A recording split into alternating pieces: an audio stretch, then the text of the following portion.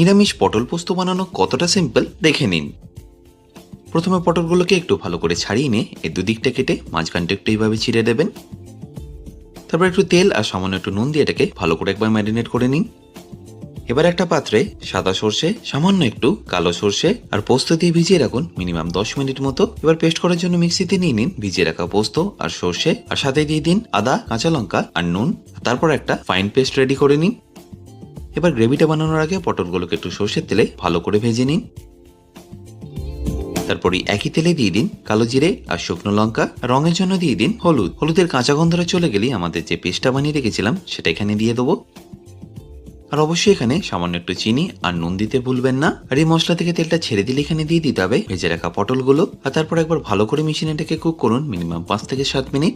আর সবশেষে সামান্য একটু জল দিয়ে এটাকে ভালো করে ফুটিয়ে নিলেই আমাদের পটল পোস্ত কিন্তু পারফেক্টলি রেডি।